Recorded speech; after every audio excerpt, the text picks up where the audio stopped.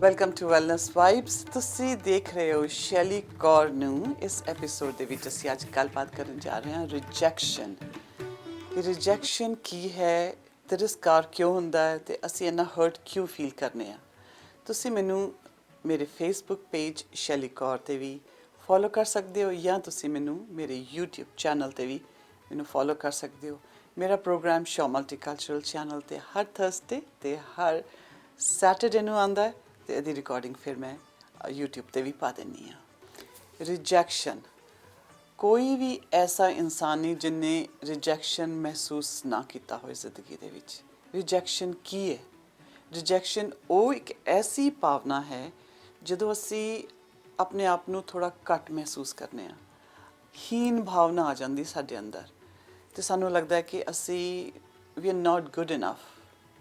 ਉਹ ਜਿਹੜੀ ਨਾਟ good enough ਵਾਲੀ ਫੀਲਿੰਗ ਹੁੰਦੀ ਹੈ, ਸਾਡੇ ਜਿਹੜਾ ਸਪਾਰਕ ਹੈ, ਸਾਡੀ ਜ਼ਿੰਦਗੀ ਦਾ ਸਪਾਰਕ, ਉਹਨੂੰ ਘੱਟ ਕਰ ਦਿੰਦੀ ਹੈ।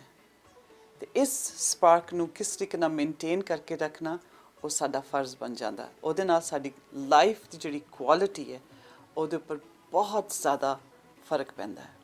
ਜੇ ਵਕਤ ਰਹਿੰਦੇ ਅਸੀਂ ਇਸ ਸਿਚੁਏਸ਼ਨ ਨੂੰ ਸੰਭਾਲ ਲਈਏ ਤਾਂ ਸਾਡੀ ਜ਼ਿੰਦਗੀ ਕਾਫੀ ਬੈਟਰ ਹੋ ਸਕਦੀ ਹੈ। ਸਾਡਾ ਅਣਚਾਹਾ ਜਿਹੜਾ ਸਟ੍ਰੈਸ ਹੁੰਦਾ, stress that we do not want, stress ਜਿਹੜਾ ਸਾਨੂੰ ਨਹੀਂ ਚਾਹੀਦਾ, ਉਹ ਸਟ੍ਰੈਸ ਸਾਡੀ ਜ਼ਿੰਦਗੀ 'ਚੋਂ ਨਿਕਲ ਸਕਦਾ ਜੇ ਅਸੀਂ ਇਹਨੂੰ ਵਕਤ ਰਹਿੰਦੇ ਸੰਭਾਲ ਲਈਏ। ਉਮਰ ਦਾ ਚਾਹੇ ਕੋਈ ਵੀ ਮੋੜ ਹੋਵੇ, ਚਾਹੇ ਅਸੀਂ ਬਜ਼ੁਰਗ ਹੋਈਏ, ਚਾਹੇ ਮਿਡਲ ਏਜਡ ਜਾਂ ਅਸੀਂ ਬਚਪਨ ਦੇ ਵਿੱਚ, ਸਾਨੂੰ ਇਹ ਵਾਲੀ ਫੀਲਿੰਗ ਤੋਂ ਗੁਜ਼ਰਨਾ ਹੀ ਪੈਣਾ। ਕਦੀ ਸਾਨੂੰ ਸਾਡੇ ਸਕੂਲ ਵਾਲੇ, ਕਦੀ ਕਾਲਜ, ਕਦੀ ਯੂਨੀਵਰਸਿਟੀ, ਅਤੇ ਕਦੀ ਕੰਮ 'ਤੇ ਕਦੀ ਘਰ, ਕਦੀ ਫੈਮਿਲੀ, ਕਦੀ ਜਿਹੜੇ ਸੋਸ਼ਲ ਸੈਟਅਪ ਹੈ, ਸਾਡੇ ਫਰੈਂਡਸ, ਉਹਨਾਂ ਕੋਲੋਂ ਇਹ ਵਾਲੀ ਫੀਲਿੰਗ ਸਾਨੂੰ ਮਿਲਦੀ ਹੀ ਮਿਲਦੀ ਹੈ। ਅਤੇ ਜਦੋਂ ਸਾਨੂੰ ਕੋਈ ਰਿਜੈਕਟ ਕਰਦਾ ਹੈ, ਸਾਡੀ ਅਹਿਮੀਅਤ ਨੂੰ ਨਹੀਂ ਪਹਿਚਾਣਦਾ, ਸਾਡੀ ਗੁਣਾਂ ਨੂੰ ਨਹੀਂ ਦੇਖਦਾ, ਫਿਰ ਅਸੀਂ ਥੋੜ੍ਹੇ ਜਿਹੇ ਮਾਯੂਸ ਹੋ ਜਾਂਦੇ ਹਾਂ। ਅਸੀਂ ਸੋਚਦੇ ਹਾਂ ਕੀ ਹੋ ਗਿਆ। ਮੈਂ ਜੌਬ ਇੰਟਰਵਿਊ, ਲੈਟਸ ਸੇ ਮੈਂ ਕੋਈ ਜੌਬ ਇੰਟਰਵਿਊ ਲੈਣ ਗਈ, ਜੌਬ ਵਾਸਤੇ ਗਈ ਅਤੇ ਮੈਨੂੰ ਉਹ ਜੌਬ ਨਹੀਂ ਮਿਲਿਆ ਅਤੇ ਕਿਸੇ ਹੋਰ ਨੂੰ ਉਹ ਜੌਬ ਮਿਲ ਗਿਆ। ਮੈਨੂੰ ਇੰਸਟੈਂਟ ਇੱਕ ਰਿਜੈਕਸ਼ਨ ਵਾਲੀ ਫੀਲਿੰਗ ਆ ਜਾਂਦੀ ਹੈ ਅਤੇ ਮੈਨੂੰ ਲੱਗਦਾ ਕਿ oh my god, I am not good enough, ਮੈਨੂੰ ਇਹ ਵਾਲੀ ਜੌਬ ਕਿਉਂ ਨਹੀਂ ਮਿਲਿਆ। ਫਿਰ ਮੈਂ ਬਹੁਤ ਟਾਈਮ ਤੱਕ ਸੋਚਦੀ ਹਾਂ, ਹੈ ਨਾ, ਅਤੇ ਅਸੀਂ ਘਰ ਜਾ ਕੇ ਥੋੜ੍ਹਾ ਮਾਯੂਸ ਹੋ ਜਾਂਦੇ ਹਾਂ, ਡਿਪਰੈਸ ਹੋ ਜਾਂਦੇ ਹਾਂ। ਇਸੇ ਤਰੀਕੇ ਨਾਲ ਜੇ ਅਸੀਂ ਕਿਸੇ ਨੂੰ ਪਿਆਰ ਕਰਦੇ ਹੋਈਏ ਅਤੇ ਉਹ ਸਾਨੂੰ ਪਿਆਰ ਨਾ ਮੋੜੇ, ਚਾਹੇ ਰਿਲੇਸ਼ਨਸ਼ਿਪ ਦੇ ਵਿੱਚ ਹੋਈਏ ਜਾਂ ਅਸੀਂ ਦੂਰ ਤੋਂ ਹੀ ਕਿਸੇ ਨੂੰ ਪਿਆਰ ਕਰਦੇ ਹੋਈਏ, ਉਹ ਸਾਡਾ ਪਿਆਰ ਨਾ ਮੋੜੇ ਸਾਨੂੰ ਵਾਪਸ, ਫਿਰ ਵੀ ਸਾਨੂੰ ਰਿਜੈਕਸ਼ਨ ਦੀ ਫੀਲਿੰਗ ਹੋ ਜਾਂਦੀ ਹੈ। ਇਸੇ ਤਰੀਕੇ ਨਾਲ ਕਦੇ ਸਾਨੂੰ ਪੇਰੈਂਟਸ, ਸਾਨੂੰ ਲੱਗਦਾ ਕਿ ਅਸੀਂ ਆਪਣੇ ਪੇਰੈਂਟਸ ਨੂੰ ਬਹੁਤ ਪਿਆਰ ਕਰ ਰਹੇ ਹਾਂ, ਪਰ ਉਹ ਪੇਰੈਂਟਸ ਕਿ ਆਪਣੇ ਸਿਬਲਿੰਗਸ ਨੂੰ ਜ਼ਿਆਦਾ ਪਿਆਰ ਕਰ ਰਹੇ ਨੇ, ਸਾਡੇ ਸਿਬਲਿੰਗਸ ਨੂੰ ਜ਼ਿਆਦਾ ਪਿਆਰ ਕਰਨੇ, ਉੱਥੇ ਵੀ ਅਸੀਂ ਰਿਜੈਕਟਡ ਫੀਲ ਕਰਨੇ ਹਾਂ। ਜਦੋਂ ਅਸੀਂ ਇਹ ਵਾਲੀ ਫੀਲਿੰਗ ਨੂੰ ਜ਼ਿਆਦਾ ਦੇਰ ਤੱਕ ਆਪਣੇ ਅੰਦਰ ਰੱਖਦੇ ਹਾਂ ਅਤੇ ਫਿਰ ਬਹੁਤ ਜ਼ਿਆਦਾ ਦੇਰ ਤੱਕ, ਇੱਕ ਛੋਟੀ ਮੋਟੀ ਰਿਜੈਕਸ਼ਨ ਵਾਲੀ ਫੀਲਿੰਗ ਤਾਂ ਠੀਕ ਹੈ, ਪਰ ਜ਼ਿਆਦਾ ਦੇਰ ਤੱਕ ਅਸੀਂ ਇਸ ਫੀਲਿੰਗ ਨੂੰ ਆਪਣੇ ਅੰਦਰ ਰੱਖੀਏ ਅਤੇ ਫਿਰ ਸਾਡੇ ਉੱਪਰ ਬਹੁਤ ਜ਼ਿਆਦਾ ਫਰਕ ਪੈ ਜਾਂਦਾ। ਸਾਡੇ ਸੋਚ ਦਾ, ਸਾਡੇ ਬਿਹੇਵੀਅਰ ਦਾ, ਸਾਡਾ ਜਿਹੜਾ ਸਪਾਰਕ ਹੈਗਾ, ਸਾਡਾ ਰੱਬ ਨੇ ਜਿਹੜਾ ਸਾਨੂੰ ਬਣਾਇਆ, ਉਹ ਸਪਾਰਕ ਘੱਟ ਹੋ ਜਾਂਦਾ। ਅਤੇ ਜਦੋਂ ਸਪਾਰਕ ਘੱਟ ਹੋ ਜਾਂਦਾ ਫਿਰ ਸਾਨੂੰ ਮੋਟੀਵੇਸ਼ਨ ਸਾਡੀ ਜ਼ਿੰਦਗੀ ਦੀ ਖਤਮ ਹੋ ਜਾਂਦੀ ਹੈ। ਇਹਦਾ ਕੀ ਇੰਪੈਕਟ ਹੁੰਦਾ ਸਾਡੀ ਬਾਡੀ ਦੇ ਉੱਪਰ? ਜਿਸ ਤਰ੍ਹਾਂ ਮੈਂ ਆਪਣੀ ਪਹਿਲੇ ਵੀਡੀਓ 'ਚ ਜਾਂ ਪਹਿਲੇ ਵਾਲੀ ਗੱਲਬਾਤ ਵਿੱਚ ਦੱਸਿਆ ਕਿ ਫਿਜ਼ੀਓਲੋਜੀਕਲ ਵੀ ਇਫੈਕਟ ਹੁੰਦਾ, ਇਮੋਸ਼ਨਲ ਇਫੈਕਟ ਤਾਂ ਹੁੰਦਾ ਹੀ ਹੁੰਦਾ, ਡਿਪਰੈਸ ਹੋ ਜਾਂਦੇ ਹਾਂ। ਜੇ ਅਸੀਂ ਡਿਪਰੈਸ਼ਨ ਵਿੱਚ ਚਲੇ ਗਏ, ਜੀ ਨਹੀਂ ਕਰਦਾ ਕਿ ਅਸੀਂ ਬਾਹਰ ਜਾਈਏ, ਡਰੈਸਅਪ ਹੋਈਏ, ਗੱਲਬਾਤ ਕਰੀਏ ਕਿਸੇ ਨਾਲ, ਅਸੀਂ ਫਿਰ ਉਹ ਡਿਪਰੈਸ਼ਨ, ਐਂਗਜ਼ਾਇਟੀ, ਜ਼ਿਆਦਾ ਦੇਰ ਤੱਕ ਉਹਨਾਂ ਫੀਲਿੰਗਸ ਵਿੱਚ ਰਹਿੰਦੇ ਹਾਂ ਅਤੇ ਉਹਦੇ ਨਾਲ ਸਾਡਾ ਜਿਹੜਾ ਗੁੱਡ ਹਾਰਮੋਨਸ ਹੈਗੇ ਉਹ ਨੀਚੇ ਹੋ ਜਾਂਦੇ ਆ ਅਤੇ ਜਿਹੜੇ ਸਾਨੂੰ ਸੈਡ ਵਾਲੇ ਹਾਰਮੋਨਸ ਹੁੰਦੇ ਉਹ ਸਾਡੀ ਬਾਡੀ ਦੇ ਵਿੱਚ ਜ਼ਿਆਦਾ ਫਲੱਡ ਹੋ ਜਾਂਦੇ ਆ, ਪੂਰੇ ਸਾਨੂੰ ਭਰ ਦਿੰਦੇ ਆ ਅਤੇ ਉਹਦੇ ਨਾਲ ਸਾਡਾ ਬਲੱਡ ਪ੍ਰੈਸ਼ਰ ਜਾਂ ਤਾਂ ਹਾਈ ਰਹੇਗਾ ਜਾਂ ਲੋ ਰਹੇਗਾ ਅਤੇ ਉਹਦੇ ਨਾਲ ਬਾਕੀ ਸਾਡੀ ਬਾਡੀ ਦੇ ਔਰਗਨਸ ਦੇ ਵਿੱਚ ਬੜਾ ਸਾਰਾ ਫਰਕ ਪਏਗਾ। ਬ੍ਰੇਨ ਦਾ ਜਿਹੜਾ ਪੈਟਰਨ ਹੈਗਾ ਉਹ ਵੀ ਸੋਚਣ ਦਾ ਖਰਾਬ ਹੋ ਜਾਏਗਾ। ਸੋ ਇਹਨਾਂ ਚੀਜ਼ਾਂ ਨੂੰ ਤੁਸੀਂ ਬਹੁਤ ਧਿਆਨ ਰੱਖਣਾ ਕਿ ਅਗਰ ਕੋਈ ਸਾਨੂੰ ਰਿਜੈਕਟ ਕਰ ਰਿਹਾ ਅਤੇ ਉਹ ਕਿਉਂ ਰਿਜੈਕਟ ਕਰ ਰਿਹਾ। ਹੁਣ ਇਹ ਬੜਾ ਇੰਪੋਰਟੈਂਟ ਕੁਐਸਚਨ ਹੈ ਕਿ ਸਾਨੂੰ ਕੋਈ ਕਿਉਂ ਰਿਜੈਕਟ ਕਰ ਰਿਹਾ। ਤੁਸੀਂ ਉਸ ਵਕਤ ਨੂੰ, ਉਸ ਮੂਮੈਂਟ ਨੂੰ, ਉਸ ਮੌਕੇ ਨੂੰ ਪਕੜਨਾ ਹੈ ਕਿ ਕਿਉਂ ਮੈਨੂੰ ਕਿਸ ਨੇ ਰਿਜੈਕਟ ਕੀਤਾ ਅਤੇ ਇੱਕ ਓਬਜ਼ਰਵਰ ਬਣ ਜਾਣਾ ਹੈ। दर्शक बन जाना कि मैं एक दर्शक के तौर पर देखना कि उस इंसान ने या उस सिचुएशन ने मैनू क्यों रिजेक्ट किया। फॉर एग्जाम्पल जिंदगी ਦੇ ਵਿੱਚ ਕਦੀ-ਕਦੀ ਅਸੀਂ ਸਾਡੇ ਨਿੱਕੇ-ਨਿੱਕੇ ख्वाब ਹੁੰਦੇ, ਛੋਟੀਆਂ-ਛੋਟੀਆਂ ख्वाहिशां ਹੁੰਦੀਆਂ ਤੇ ਅਸੀਂ ਉਹਨਾਂ ख्वाहिशां ਨੂੰ ਪੂਰਾ ਕਰਨ ਦੀ ਕੋਸ਼ਿਸ਼ ਕਰਨੇ ਆ।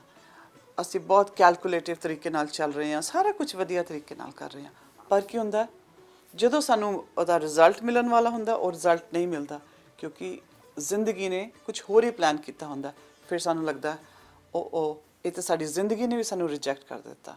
ਠੀਕ ਹੈ, ਉਦੋਂ ਅਸੀਂ ਹੋਰ ਜ਼ਿਆਦਾ ਮਾਯੂਸ ਹੋ ਜਾਂਦੇ ਹਾਂ। But there is a way to handle this. ਇਹਨੂੰ ਅਸੀਂ ਇੱਕ ਦਰਸ਼ਕ, ਇੱਕ ਆਬਜ਼ਰਵਰ ਬਣ ਕੇ ਦੇਖਣਾ ਹੈ ਕਿ ਅਸੀਂ ਆਬਜ਼ਰਵ ਕਰਨਾ ਕਿ ਸਾਨੂੰ ਰਿਜੈਕਸ਼ਨ ਕਿਉਂ ਮਿਲ ਰਿਹਾ। ਅਗਰ ਜ਼ਿੰਦਗੀ ਵੱਲੋਂ ਰਿਜੈਕਸ਼ਨ ਮਿਲ ਰਿਹਾ ਇਸ ਦਾ ਮਤਲਬ ਜ਼ਿੰਦਗੀ ਦੇ ਵਿੱਚ ਕੋਈ ਹੋਰ ਵੱਡਾ ਪਲਾਨ ਹੈਗਾ। ਤੇ ਜੇ ਕੋਈ ਇਨਸਾਨ ਸਾਨੂੰ ਰਿਜੈਕਟ ਕਰ ਰਿਹਾ ਤੇ ਉਹ ਕਿਉਂ ਕਰ ਰਿਹਾ? ਦੋ ਕਾਰਨ ਹੋ ਸਕਦੇ ਆ।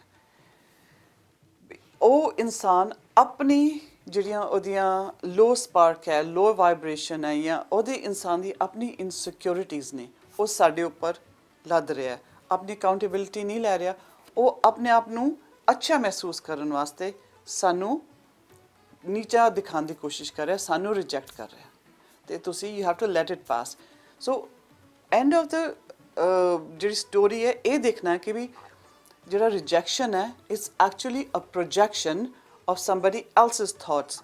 ਇੱਕ ਪ੍ਰੋਜੈਕਸ਼ਨ ਹੈ ਇੱਕ ਹੋਰ ਇਨਸਾਨ ਦਾ ਜਿਹੜਾ ਤੁਹਾਨੂੰ ਰਿਜੈਕਟ ਕਰ ਰਿਹਾ, ਤੁਹਾਡੇ ਫੇਸ 'ਤੇ ਤੁਹਾਨੂੰ ਰਿਜੈਕਟ ਕਰ ਰਿਹਾ, ਜਾਂ ਤੁਹਾਡੇ ਪਿੱਠ ਪਿੱਛੇ ਤੁਹਾਨੂੰ ਰਿਜੈਕਟ ਕਰ ਰਿਹਾ, ਜਾਂ ਤੁਹਾਡੇ ਗਰੁੱਪ ਵਿੱਚ ਤੁਹਾਨੂੰ ਰਿਜੈਕਟ ਕਰ ਰਿਹਾ।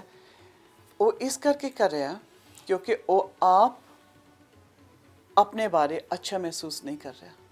ਉਹਦੀ ਆਪਣੀਆਂ ਇਨਸਿਕਿਉਰਿਟੀਜ਼ ਨੇ, ਉਹਦੀਆਂ ਆਪਣੀਆਂ ਪ੍ਰੋਬਲਮਸ ਨੇ ਜਿਹਦੇ ਨਾਲ ਉਹ ਜੂਝ ਰਿਹਾ ਆਪਣੀ ਲਾਈਫ ਦੇ ਵਿੱਚ।